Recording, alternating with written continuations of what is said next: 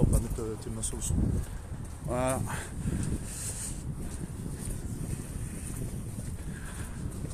Bonjour les amis, rebonjour. Vous êtes toujours avec les Gilets jaunes constituants du 91. On revient à l'Assemblée nationale.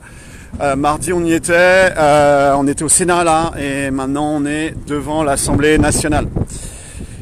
Alors, on n'est que deux, toute petite équipe, un bon petit binôme, et on va essayer de trouver du député pour leur demander tout simplement cette loi Pacte.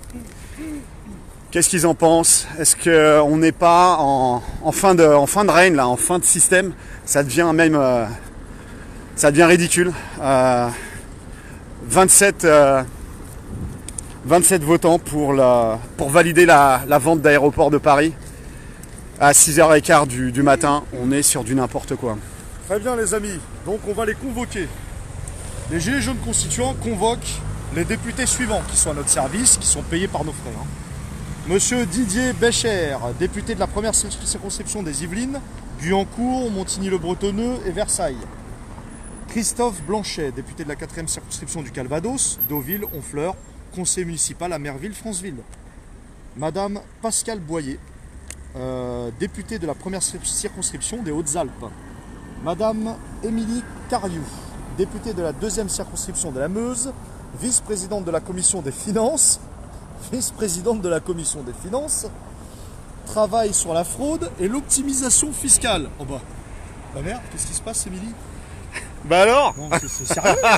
Je vais relire parce que donc Émilie Cariou, députée de la 2e circonscription de la Meuse, nos amis de la Meuse qui nous suivaient, allez-y. Vice-présidente de la commission des finances, travaille sur la fraude et l'optimisation fiscale. Donc c'est un petit peu la même chose, fraude et optimisation fiscale. Parce que quand Vinci va racheter ADP, on va peut-être travailler sur l'optimisation fiscale chez Vinci. À mon avis, il y a du taf. Ensuite, Madame Fanette Charvier, députée de la première circonscription du Doubs. Benjamin Dirks, député de la première circonscription de Saône-et-Loire. Ensuite, Madame Coralie Dubost, députée de la 3e circonscription de l'Hérault, responsable du projet Montpellier Business School. Ouh. Elle est responsable de projet à l'intérieur de la Montpellier Business School. Bah donc c'est une école de commerce. Voilà. Très bien, Elle se garde une petite poire pour la soif, comme on dit. On ne sait jamais, c'est une fois qu'elle sera virée.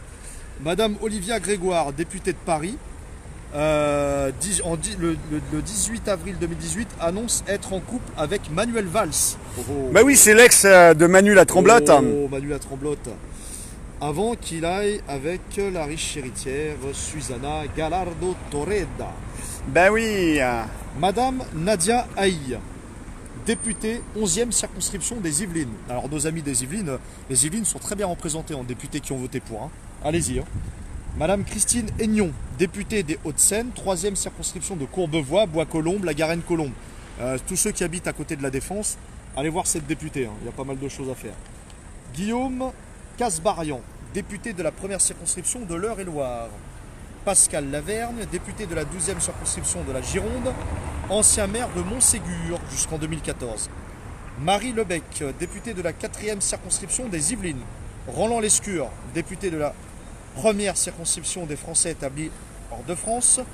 Demi-frère de Pierre Lescure qui notamment a été, je crois, président du Paris Saint-Germain, il me semble, il y a quelques années. 2009-2017, vice-président de la Caisse des dépôts et placements du Québec. Pour nos amis Gilets jaunes du Québec. Très très bien. Madame Sandrine Marceau, députée de la 2e circonscription de Charente, conseillère municipale de Saint-Même-la-Cornière depuis 2014.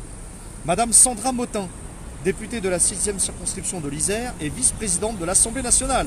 Sandra Motin, vice-présidente de l'Assemblée nationale. Peut-être que Sandra Motin pourrait nous parler de la Frappart. À mon avis, elle doit être au courant. Patrice Perrault, députée de la 2e circonscription de la Nièvre. Madame Anne-Laurence Pétel, députée de la 14e circonscription des Bouches-du-Rhône. Tiens. Denis Sommer, qui est le rapporteur du projet, député de la 3e circonscription du Doubs. Madame Valérie Thomas, députée de la 1re circonscription des Puy-de-Dôme. Madame Marie-Christine Verdier-Joucla, députée de la 2e circonscription du Tarn, épouse du maire de Rabastan, M. Pierre Verdier. Très bien. Nicolas Forissier. Là, on était chez l'AREM. Hein. Maintenant, on va passer au groupe Les Républicains. Nicolas Forissier, député de la 2e circonscription de l'Indre, ancien maire de La Châtre. La Châtre, c'est à côté de Châteauroux. De 1995 à 2017. Maintenant, le groupe Modem. Modem aussi a ses représentants larbins grassement payés. Philippe Bollot, député de la 7e circonscription de Maine-et-Loire. Conseiller municipal, d'Avrier. Vice-président du syndicat intercommunal d'énergie Maine-et-Loire. Bruno Duverger, député de la 1re circonscription du Pas-de-Calais. Mohamed Lakila, député de la 11e circonscription des Bouches-du-Rhône. Nicolas Turquois, député de la 4e circonscription de la Vienne, ancien maire d'Ousilly-Vignoles. Le groupe UDI a sa représentante. Laure de la Rodière, député de la 3e circonscription de Eure-et-Loir, ancien maire de Saint-Denis depuis de 2012 à 2017. Scrutin numéro 1762. Voilà les amis, donc vous êtes toujours avec les Gilets jaunes constituants du 91 en toute petite équipe, un petit binôme. On est devant l'Assemblée nationale et on a fait l'appel des 27 noms de députés qui ont voté en catimini à 6h15 du matin. La session départ de l'État dans l'aéroport de Paris, dans ce qui reste d'Engie et puis la Française des Jeux. Il y a autre chose les amis. Vous avez vu tout à l'heure notre précédente vidéo au Sénat. Donc le Sénat nous a bien confirmé que ça y est, maintenant la lecture définitive revient à l'Assemblée nationale. Le Sénat a voté contre en majorité, ça faut le savoir. Donc ils ont voté contre et maintenant c'est l'Assemblée nationale qui aura le dernier mot. Alors, seront-ils qu'une vingtaine encore à 5h du matin? C'est la question qu'on se pose tous. Mais là-dessus, ce qui est intéressant, c'est ce qu'a dit le sénateur qu'on a interviewé, où il nous dit, bah, finalement, les gars, voilà, vous avez voté pour les mauvaises personnes, tant pis pour vous, aux prochaines élections. Grosso modo, impuissance des citoyens entre deux élections. Et là, on arrive à modification de la Constitution, Auric Carl, on arrive à tout ce qu'on est en train de bosser, c'est-à-dire pouvoir contrôler nos représentants et éviter qu'ils fassent n'importe quoi. Et là, effectivement, ils font n'importe quoi pour nous, mais pour eux, ils savent très bien ce qu'ils font. Ils remplissent leur cahier des charges et aussi leur portefeuille, bien évidemment, puisqu'ils sont d'une part payés par nos impôts, et puis on peut imaginer qu'une fois les services rendus à l'oligarchie, ils seront recasés, voilà, à faire des conférences aux quatre coins de la planète, très richement rémunérés. On a l'habitude de voir des conférenciers à 300 000 € la conférence. Monsieur Sarkozy, quand il a été faire une conférence à Dubaï puis au Qatar, grassement rémunéré pour faire ces conférences à la con. Et une fois qu'il a bien trahi le peuple avec 2005, traité de Lisbonne et également crimes de guerre et crimes contre l'humanité en Libye, c'est bien, c'est très bien. Le recyclage marche bien à l'Assemblée nationale, effectivement. Donc finalement, ce qu'on voit là devant l'Assemblée nationale, avec cette histoire de votation en pleine nuit à 6h15 du matin, où il n'y a eu que 27 votes pour et 15 votes contre, finalement ça en devient ridicule. C'est une fin de système. Le système pyramidal en fait, et le système de partis politiques. Il suffit de lire Simone Veil, alors la philosophe, hein, pas la politicienne, la philosophe Simone Veil avait écrit une note sur la suppression des partis politiques. Elle en est venue à la conclusion qu'il fallait supprimer les partis politiques parce que problème de réelle démocratie. Les partis politiques, les composantes de partis politiques, c'est évidemment des parlementaires, des hommes politiques, etc. Et ils obéissent à une logique de parti, jamais une logique d'allégeance au peuple français. C'est ça qu'il faut bien comprendre. Donc nous, on veut mettre fin à ce système-là. C'est terminé. Dans la future France que nous on souhaite, déjà c'est abolition de la Ve République, abolition de la République tout court. Et dans l'article 1er qu'on mettra de notre Constitution, qu'on a commencé à réécrire les amis, c'est la France est une démocratie première. La France est une démocratie première. C'est-à-dire que c'est la première fois dans l'histoire de France qu'on mettra en place une démocratie. Ça ne s'est jamais vu depuis des milliers d'années. Ça ne s'est jamais vu. Donc on va mettre fin à leur mascarade. Mais là tu parlais parti politique, mais on peut aussi parler syndicat. Bien sûr. Finalement qui arrive à négocier juste quoi, la couleur des chaînes, c'est ça. Nombre de maillons. On pense à la CFDT, on pense à la CGT. Vous l'avez bien vu les amis, on vous l'a montré dans la précédente vidéo. Nicole Notat, qui est une ancienne de la CFDT, dînait au groupe Le Siècle. Voilà. Et non seulement dînait au groupe Le Siècle, fait partie du conseil d'administration Le Siècle et a été présidente du Siècle. Ça faut le faire quand même. Et tout ça avec la CFD, avec le sigle CFDT. Et c'est pas fini. Jackie Bontemps, Jackie Bontemps, qui a été numéro 2 après Nicole Notat il y a une dizaine d'années de cela, pendant plus de 15 ans d'ailleurs. Et on le retrouve où, ce cher monsieur? Dans la Frappart, la fraternelle parlementaire avec les obédiences maçonniques. C'est bien, bravo les syndicats. Bravo. Que dire de la CGT avec monsieur Le Digou, hein, qui a été dîné au siècle aussi. Bravo la CGT. CGT, CFDT, vous dînez avec le grand patronat. Vous nous faites des leçons. T'inquiète, on va trouver d'autres dossiers sur d'autres syndicats. Donc, non, voilà les amis, arrêtons cette mascarade. On veut la stopper. Quand on dit le pouvoir par le peuple et pour le peuple, c'est une fois pour toutes, de manière définitive, en abolissant cette république qui, comme vous le savez, n'a rien de démocratique. C'est un régime représentatif qui ne représente plus que lui-même et à bout de souffle, clairement. Donc tant que ces partis politiques et ces syndicats ne seront pas en démocratie directe et intégrale à l'intérieur de leur structure, on peut estimer qu'ils ne servent qu'à enrichir les cadres du parti ou du syndicat? Bien sûr, il n'y a pas que ça. Il n'y a pas que ça. Ils continuent à aller à la gamelle, ils continuent à faire de la collusion avec les banquiers, les industriels. Mais on est où là?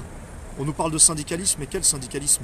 Trahison perpétuelle des syndiqués, de la base. À la rigueur, vous nous parlez de syndicalisme révolutionnaire de type Georges Sorel.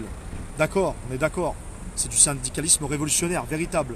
Mais quand vous nous parlez de Le Digou qui dîne au siècle, hein, avec le MEDEF, non, faut arrêter de nous prendre pour des cons, quoi.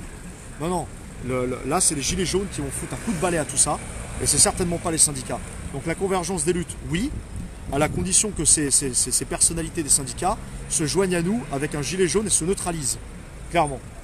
Parce qu'effectivement, jusqu'ici, ils ont plutôt essayé de récupérer le mouvement, et heureusement, sans succès. Pour la privatisation de tous ces fleurons, et on pense aussi aux autoroutes. Sûr, Vinci, Eiffage, APPR, Sanef. D'ailleurs, voilà, tout ça, ça vous a montré, les amis, dans le passé, à quel point ils sont prêts à aller. Ils sont en train de tout vendre dans notre pays. C'est pas fini, les amis. Ils veulent aussi vendre les barrages EDF. C'est pareil, ils veulent les soumettre à la vente au privé. Il n'y a pas que ça. Apparemment, il y a des projets de loi autour des centrales nucléaires, de les revendre au privé. Voilà, les amis. Donc là, déjà, vous pouvez imaginer voilà, tous les problèmes de sécurité, rien que pour les aéroports. Mais là, au niveau barrage, au niveau sécurité nucléaire, exactement. Si c'est laissé au privé, dans une optique de rentabilité, voilà. Bref, il est temps que tout le monde se réveille. Il est temps d'éteindre toutes les télés. Éteignez les télés de vos parents. Éteignez les télés de vos amis. Éteignez les télés de tout le monde. Il faut éteindre ces putains de télés. La mascarade est finie. Ces usines à propagande, à lobotomie et à hypnose des gens. Il faut qu'on reprenne les choses en main. C'est indispensable. C'est maintenant ou jamais. La mascarade est finie. Et donc maintenant, les amis, on va essayer de trouver des députés. Parce qu'on veut les confronter devant leurs responsabilités. Alors, là-bas, on a 2 gardes républicains. Parce qu'il faut savoir que c'est les gardes républicains qui assurent la sécurité à la fois du palais présidentiel, de Matignon, de l'Assemblée nationale et du Sénat. À l'intérieur de l'enceinte, c'est les gardes républicains. À l'extérieur, c'est la police nationale ou les gendarmes. Donc on a une entrée de service qui est là, donc les députés doivent passer par là. Écoutez, on va guetter. Guettez avec nous.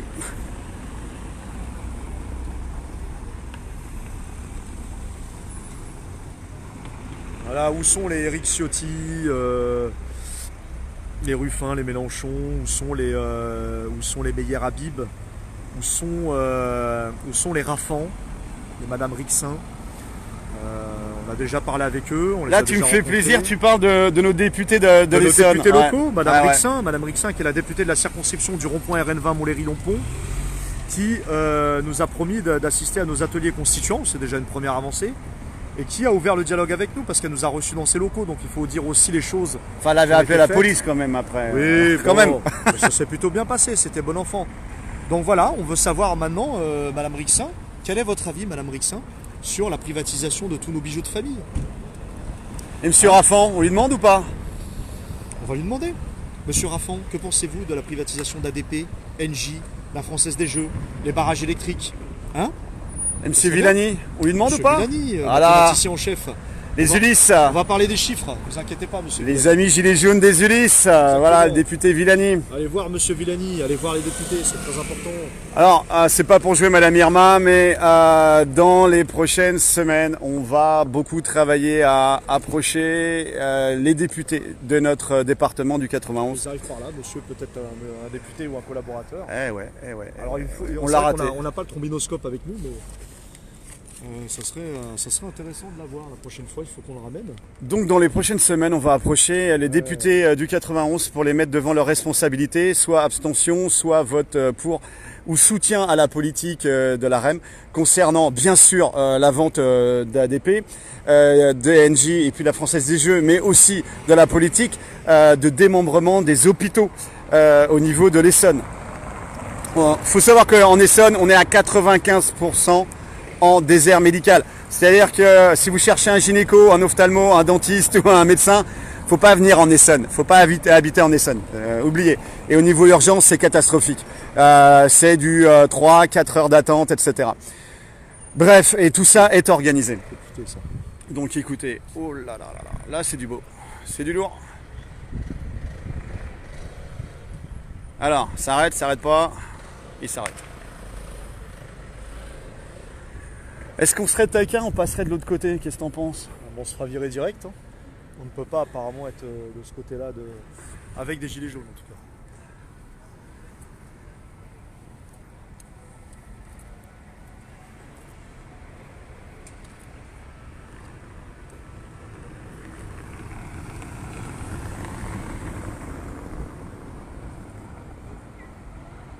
Je dois rappeler aussi les amis, n'hésitez pas à relancer le processus de destitution du président de la République par l'article 68, c'est très important. Allez voir vos députés et sénateurs locaux pour demander la destitution du président par article 68. Pour l'instant, 2 députés l'ont fait, M. Lassalle et M. Marlin. Bah, félicitations à eux déjà, c'est bien, c'est courageux. Que 2? Que 2 malheureusement sur 577 députés et rien au côté sénateur. Bon, alors quand les gens nous demandent qu'est-ce qu'on peut faire dans notre coin, etc. Bah, on vous le dit tout simplement, allez voir vos députés, allez voir vos sénateurs, demandez la destitution de Macron, du citoyen Macron, en fonction de l'article 68 de la Constitution. Et puis, mettez vos sénateurs et vos députés devant leurs responsabilités. Vous avez maintenant suffisamment de dossiers. Alors le chauffeur VTC, le chauffeur de maître, là, attend sûrement un député ou un attaché parlementaire. Ça me paraît évident. Donc on va attendre un petit peu. Je pense que là-bas, il y a des parlementaires qui sont sortis. Bah, on pourrait peut-être s'approcher, qu'est-ce que t'en penses? Oui. Si on se fait pas tirer à vue comme des gros chacals.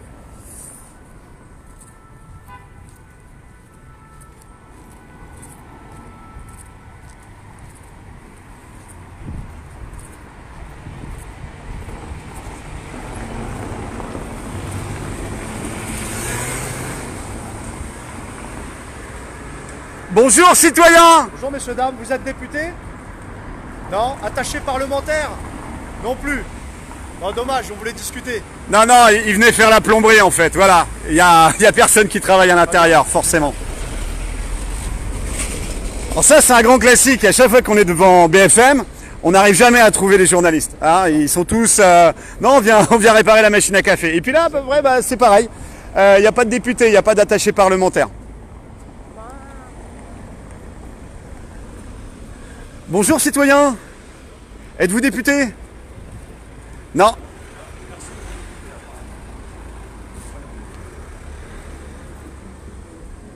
Quelques personnels parlementaires. On aimerait vraiment parler avec un député un petit peu à cœur ouvert et un peu mettre à plat ça parce qu'il y a des choses qui ne vont pas.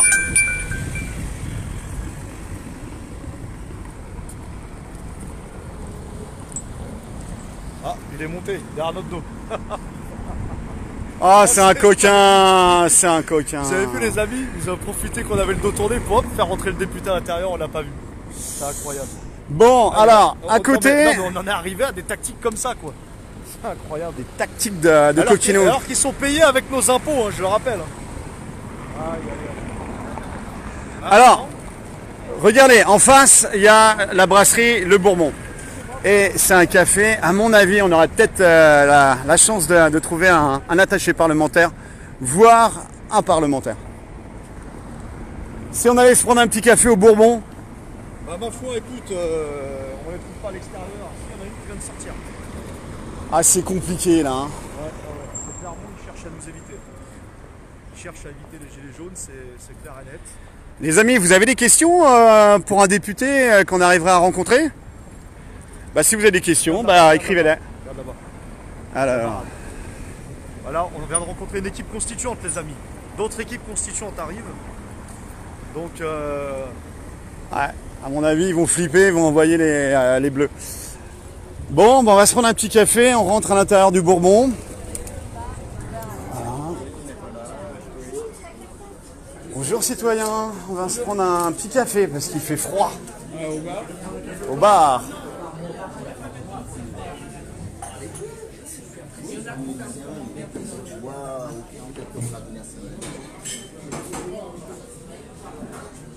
Alors, il faut savoir que le restaurant, brasserie et bar Le Bourbon est juste à côté de l'Assemblée nationale.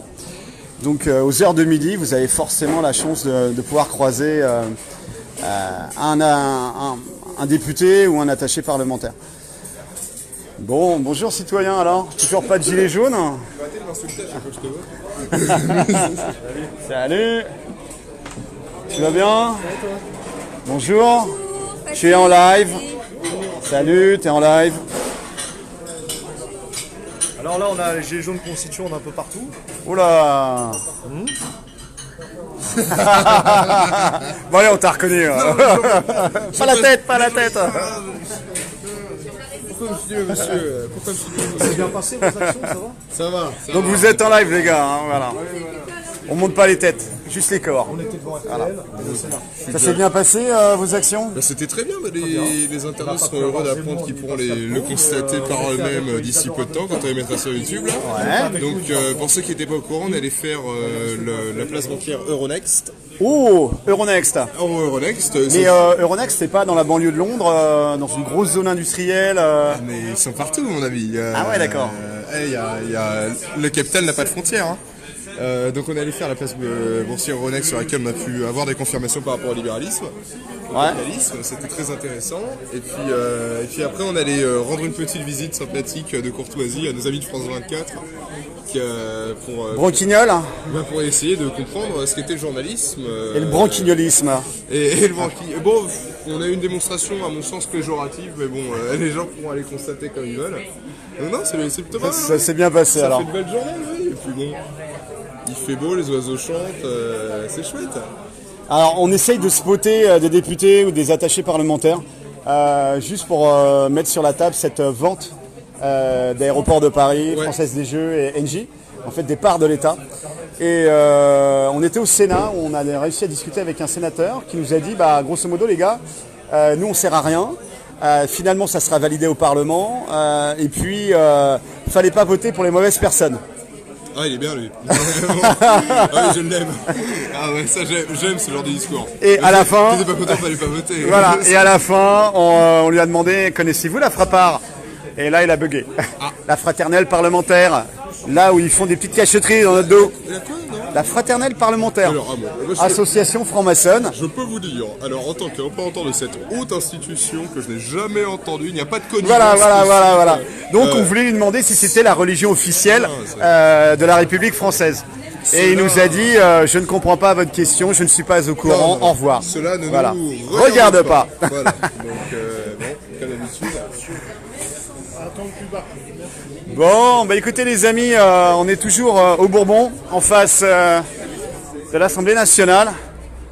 On a été rejoint par d'autres gilets jaunes et puis allez, voilà, les bleus commencent à arriver, c'est un petit peu en retard.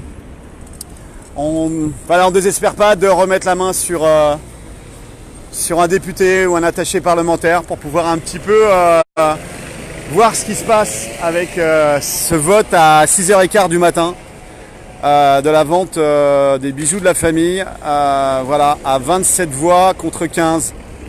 Et ben voilà, ils ont été appelés. C'est énorme, tellement prévisible. Donc voilà, on a un RT qui est là, renseignement territorial.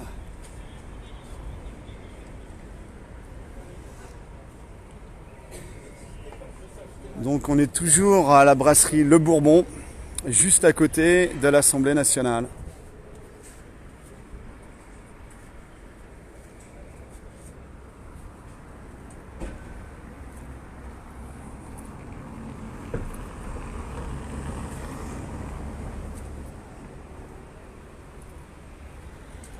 Il y a un attroupement là-bas, je vais aller voir. C'est peut-être des gilets jaunes aussi.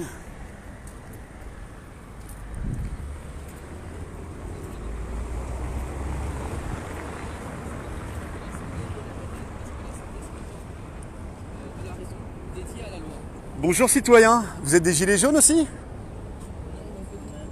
Non? Vous promenez les touristes? D'accord, je vais essayer d'éviter de rester avec vous parce que sinon ils vont vous embarquer. Regardez, le monsieur qui est là, il regarde.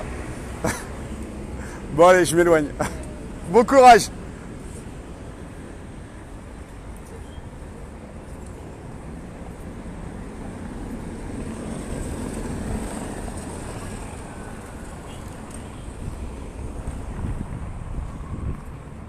Tu sais qu'à deux, c'est pratiquement une manifestation. Pratiquement, mais... On est sur un rassemblement, on fait quoi là? Je C'est connais quoi? pas moi, monsieur. Bah oui, mais signe distinctif, jaune, jaune. Non, moi je mets ça pour pas me faire écraser en plein après-midi. Ça marche pas des masses. Tu venais admirer notre sémillante institution républicaine que nous aimons tous. Bah écoute, en fait, on frise le ridicule là. Le système est vraiment au bout de course. Être obligé d'attendre 6h15 du matin pour voter ces lois-là, c'est à la fois honteux et en fait pathétique. Je sais pas si... Je vois, il y a des gens qui s'insurgent dans le chat. C'est vrai qu'il y a une action qui est menée simultanément, je crois, devant le ministère de... il y a une action aujourd'hui là. D'accord. Je vois le chat qui s'insurge. Voilà, on paye les bleus, bah ouais, on les paye. Alors, quand on disait RT, c'est les renseignements territoriaux, c'est pas... c'est pas Russia Today. C'est pas Russia Today, c'est ouais, les anciens renseignements généraux qui sont devenus les renseignements territoriaux. Et donc en fait, c'est les grandes oreilles du préfet qui viennent écouter, repérer, suivre les activistes pour pouvoir après envoyer les mecs en uniforme, serrer tout le monde. Donc bah écoutez, il y en a un qui est juste là avec ses écouteurs, et puis il y a l'officier de police qui est en train de patrouiller, nous repérer. Puis là apparemment il attend du renfort pour venir nous voilà, nous serrer. Ah bah fais chier, j'ai demandé un crème. Je vais me dépêcher de le voir. Bon allez, on va boire à l'intérieur, on va voir s'ils vont rentrer à l'intérieur pour nous expulser ou pas. Bref, on reste très taquin, pacifique et bienveillant, mais on invite tout le monde à aller mettre leurs députés devant leurs responsabilités. Bonjour citoyens. Non, c'était pas un député. Bon.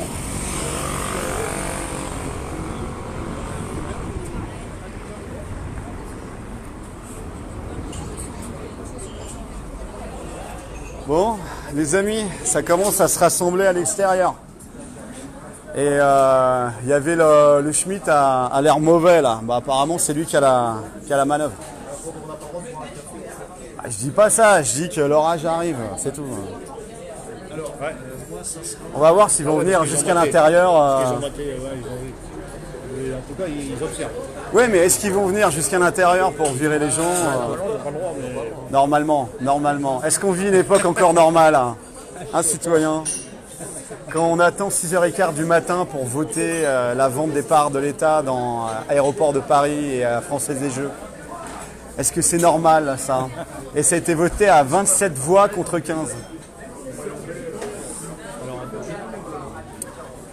Bon, alors, un petit teaser, vous voyez, l'officier il est juste là, il est en repérage, et le reste va venir très certainement. Voilà, il n'y a qu'un seul quart, c'est pas assez pour eux.